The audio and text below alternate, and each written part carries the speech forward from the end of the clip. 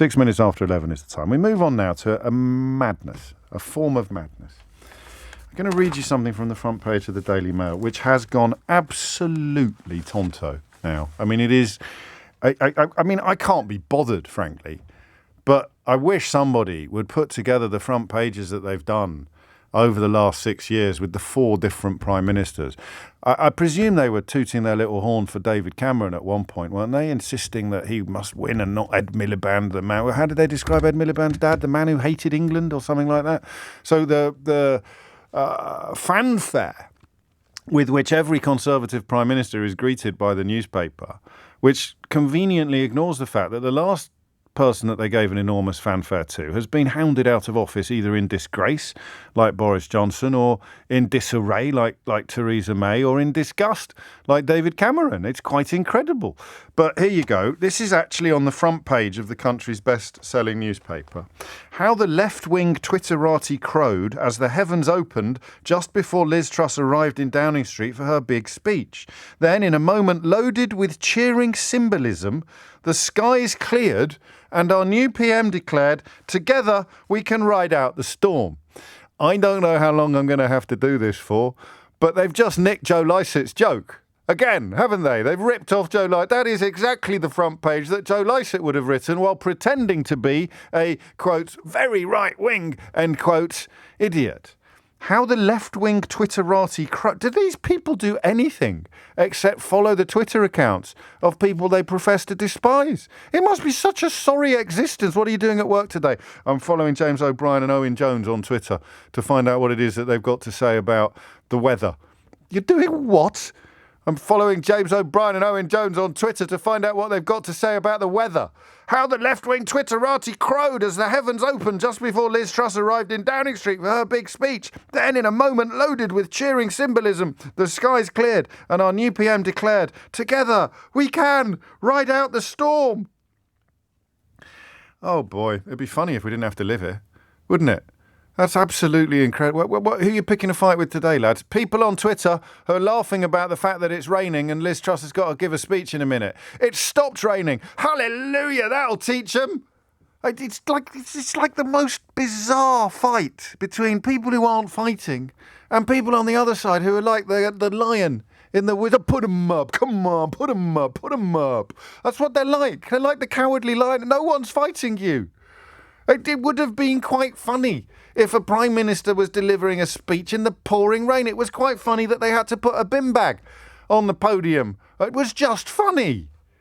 Left-wing Twitterati crow. These people are going to give themselves an embolism if they're not careful. But it did attract my attention because a Daily Mail quotes journalist, end quotes, decided to or attempted to pick up something I was doing on Twitter last night, and it didn't go well for him. I think it's fair to say. He's one of the ones that spends his entire life writing bilge about how dreadful Meghan Markle is, but, you know, it's a living. And this idea of why they all hate Twitter so much is not something I've turned my attention to before. I told you they ran a news story when Elon Musk announced that he was going to buy Twitter. They ran a news story counting how many followers people like me had. And they actually ran a news story saying, O'Brien lost 200 followers yesterday.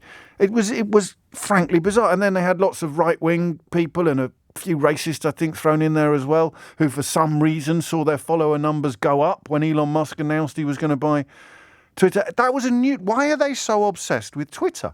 I know the answer to that question.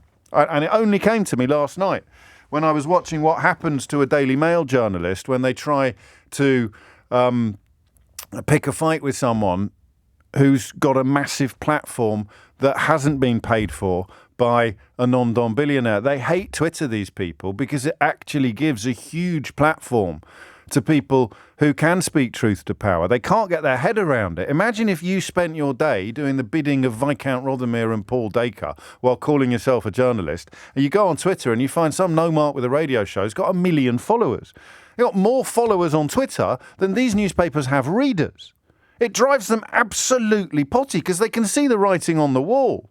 That's why they were so delighted when Elon Musk announced he was going to buy Twitter, because they think he's right-wing and they thought he might somehow be able to close down all these people actually telling the truth about stuff and potentially undermining the gaslighting that they do on a daily basis. So it only came to me yesterday why they're so obsessed with Twitter. It was the weirdest thing that's ever happened to me in a newspaper. I have to be honest with you. I didn't believe it when a mate messaged me to tell me, have you seen this? I said, oh, shut up.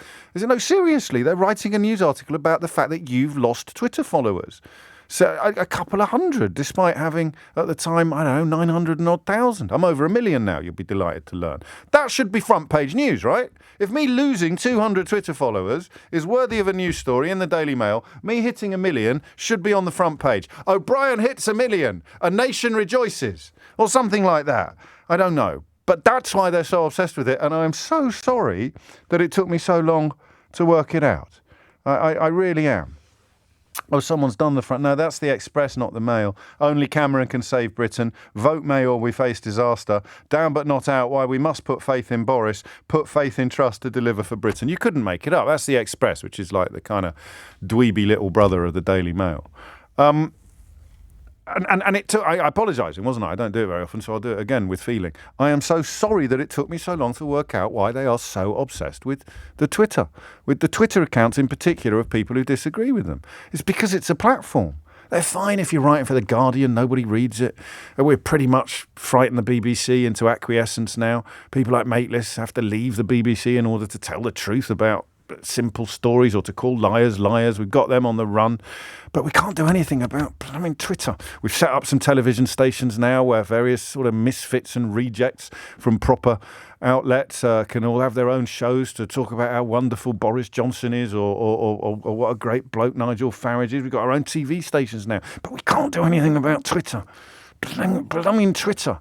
Millions of people on it, just making us look stupid by telling the truth about stuff that we lie about every day. That's why they hate Twitter. Oh, glad I finally worked it out.